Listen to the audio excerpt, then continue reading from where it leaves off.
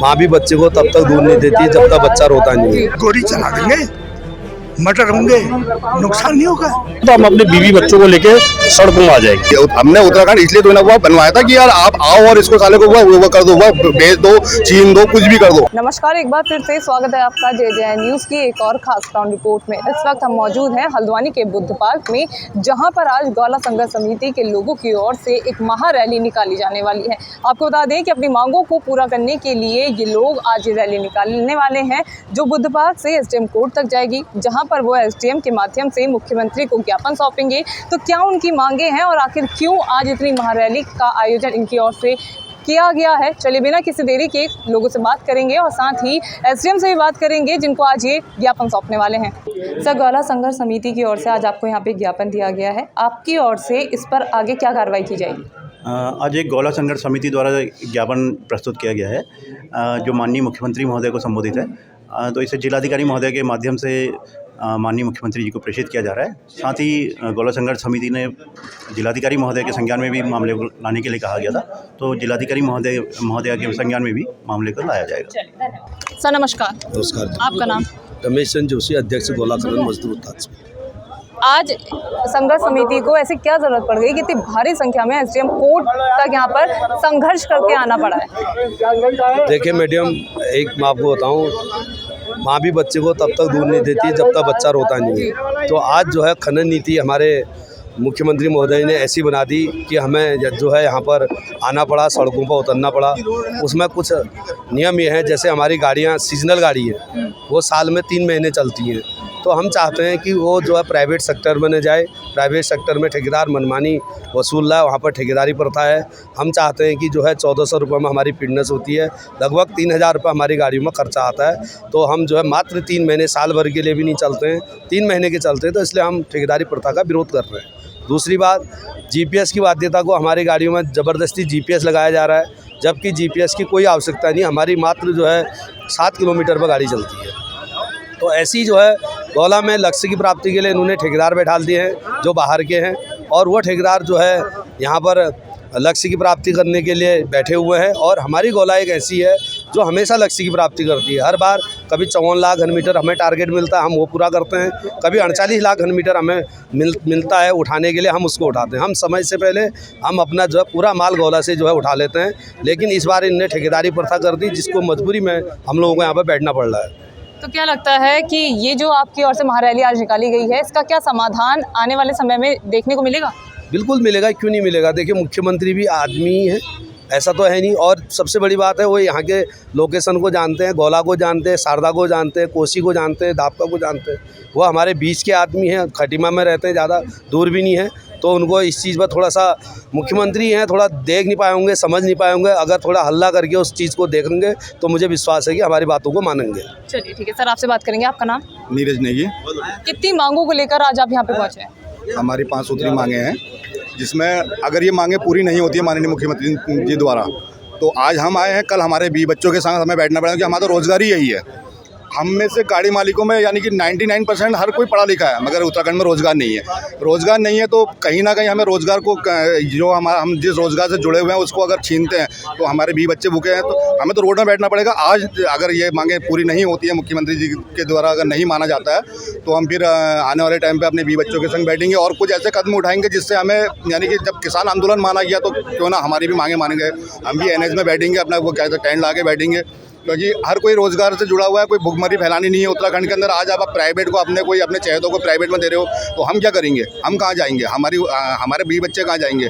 आप लोग कमा रहे हैं भैया, हम भी कमाएंगे। हमारी आज से नहीं, कई वर्षों से हम लोग यहाँ पे चल रहे हैं। आप लोग नए बंदे को बैठा दे रहे हो यहाँ पे कि यार नहीं तुम चलाओ ठेका, किस तरीके से चलाओगे? हमने उत्तराखंड इसलिए तो वो बनवाया था कि यार आप आओ और इसको साले को वो कर दो, वो बेच दो, छीन दो, कुछ भी कर दो।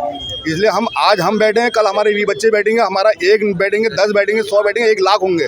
ऐसी करके हम लोग यहाँ पे अपने मांगों के पीछे के नहीं हटेंगे। सर नमस्कार। नमस्कार। आपका नाम? देवेश धोनी। आज जिस तरह से इतना मुश्किल भरा दिन आप लोगों के लिए आ गया है, खुद आप महारैली निकाल कर यहाँ पर पहुँचे हुए हैं, कहीं आस की किरण नज़र आ रही है कि जो प्राइवेटाइजेशन हो रहा है उसको छुटकारा मिल जाएगा? देखिए, अभी तो हमने सरकार को, सोई सरकार को जगाने की कोशिश की है। अभी तो अब देखिए, हमने आज ज्ञापन दिया है, आगे निर्णय क्या आता है। जो सरकार है हमारी, ये पूर्वजों से नदी चलती हुई आ रही है, जो हमारी लाइफलाइन है, जो एक रोज़गार देने वाली नदी है। यहाँ से 2-2 हज़ार किलोमीटर, 1500 हज़ार किलोमीटर से मजदूर आते हैं। यहाँ से बिहार तक के रोज़गार जैसे कौला नदी हमें देती है, ये सरकार इसे प्राइवेट करने जा रही है। पहले भी कुछ समय पहले भी प्राइवेट हुई थी, चड्डा जी के टाइम पे। यहाँ पर बड़ी अराजकता फैल गई थी, कई मर्डर होते, कई आपसी रंजिशें हो गई थी। हम नहीं चाहते कि पहले ऐसा यहाँ पर माहौल बने। जैसे नंबर 1 में गोला चल रही है, वैसे पूर्व के भांति गोला नदी में चले। और जिसे हमारी फिटनेस पूर्व के भांति जो हमारी पुरानी गाड़ियां हैं, आज इनने प्राइवेट को फिटनेस दे दी गई है। वहाँ पर उन गाड़ियों को इस तरीके से चेक करा जा रहा है कि आप खुद देखेंगे, आप बिल्कुल चौंक जाएंगे। इतनी तेज़ी से उनका वो फिटनेस करी जा रही है, मतलब बहुत गलत तरीके से फिटनेस करी जा रही है। हमारी फिटनेस की जो पूर्व की तरफ हमारी फिटनेस हो, और नदी जो हम पूर्व घाटी से चलते हैं उस वह चले। हम सरकार को बताने आए हैं। अगर सरकार हमारी इस बात को सुनती है, अगर सुन लेती ठीक है, अगर नहीं सुनती तो हम पूरा इसका बहुत बड़ा आंदोलन करेंगे। अभी तो हम आए हैं, फिर हमारे घर से और भी बुजुर्ग जो हमारी माताएं, बहनें हैं, बच्चे हैं, सभी सड़कों पर आएंगे, क्योंकि हमारा रोज़गार ही यही है। रोज़गार पे नाम पे बस हमारे पास यही रोज़गार है। हमने बैंक से लोन लेके क्या नहीं करके गाड़ियाँ ली हैं, हमारे पास बस मैम यही रोज़गार है। चलिए सर, आपसे जानना चाहेंगे, भारी संख्या में आज आप लोग यहाँ पे पहुँचे हुए हैं। अगर निजीकरण की बात प्रशासन ने नहीं मानी तो फिर क्या होगा? मैम, सबसे पहले तो एक बात ये है, ये कह रहे हैं कि लक्ष्य की पूर्ति नहीं होती। दिसंबर आधा हो चुका है, अक्टूबर में जो गोला खुलनी चाहिए थी, अब इसमें हम किसका फेलियर माने बताओ? हम तो जबकि अक्टूबर में गोला खुल जानी चाहिए थी जी ना। अब उसके बाद अगर ये अभी जनवरी तक भी संभावना नहीं है गोला के खुलने की, तो अब हम लक्ष्य, जबकि गोला 100% लक्ष्य देती, हर साल हमारे पर कुछ न कुछ थोपा जा रहा है। ये नहीं कि मतलब हमारा रोज़गार का सही रास्ता बनाए।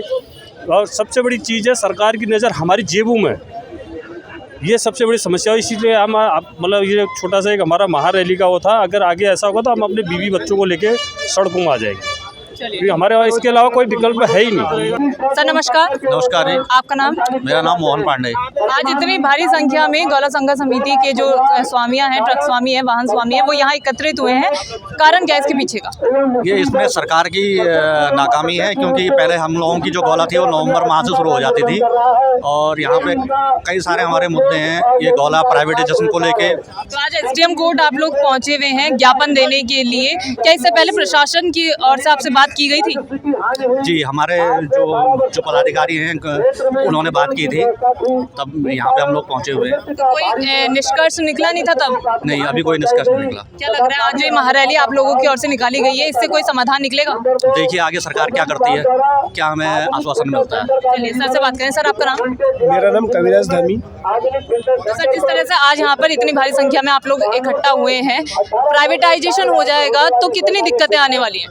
प्राइवेटाइजेशन में बहुत सारी दिक्कतें हैं। सरकार को जो राजस्व की प्राप्ति पहले हो रही थी वो भी होगी, लेकिन ठेकेदार के माध्यम से होगी। लेकिन जो हम वाहन स्वामी हैं, हम वाहन स्वामी को निचोड़ा जा रहा है, ठीक है नहीं? तो हम उसी के विरोध में हम ये आंदोलन कर रहे हैं। जो हमारा रोजगार है, तो रोजगार न छीना जाए, उस रोजगार की लड़ाई के लिए हम लोग आज यहाँ पर एकत्रित हुए। क्या लग रहा है कोई समाधान निकलेगा आज? देखिए, अब हम संघर्ष करना हमारा काम है, बाकी सरकार क्या निर्णय लेती वो देखते हैं। सर आप नंगे पैर ही आए हैं? नंगे पैर? और क्या नंगे पैर? हमारी चप्पल तो उतार दी। आप पूरी रैली नंगे पैर कवर करेंगे? नंगे पैर करेंगे भैया। पुष्कर सिंह धामी ने हमारे चप्पल ले ली है, अब हम नंगे पैर ही चलेंगे। हाँ, क्योंकि आज तक हमने जूते पहने, अब ये धामी जी जो है हमारे चप्पल भी उतारने के मूड में। हमने कहा अब इसी नंगे चल लेते हैं, क्योंकि पता नहीं कितना संघर्ष करना पड़ेगा। बेटा ऐसा है, ये गौला हमारा पत्रकार संगठन हमारा चौथा स्तंभ है। हम आपका विशेष आभार प्रकट करते हैं। ऐसा है कि ये गौला को प्राइवेट निजीकरण दे रहे हैं। नंबर 1, ये गौला शुद्ध कमाई देती है और ईमानदारी का काम करती है, चोरी का काम नहीं करती है। तो हम यही पुष्कर सिंह धामी जी को बोलते हैं कि आप इसको निजीकरण न करें, और निजीकरण करने से कल के दिन गुंडागर्दी, बदमाशी, जो होनहार बच्चे हैं, देखो लोगों ने, जो मैं फौजी आदमी हूँ, मैं आर्मी से आया, मैं टोटल 15 लाख लेके आया।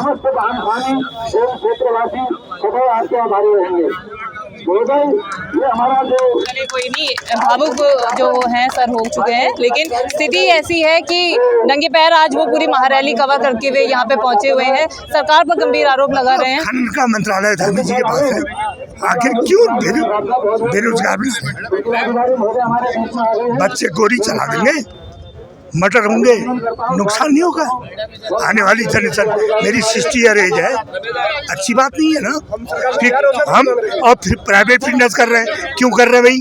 तुम्हारी गाड़ी टोटल 90,000 रुपये कमा रही और तुम प्राइवेट फिटनेस कर रहे हो। और हमने सुना है कि पुष्कर सिंह धामी जी के पूरे रिश्तेदारों ने ऊपर ठेका लिया है, तो यूपी में योगी आदित्यनाथ ने क्यों नहीं किया प्राइवेट फिटनेस?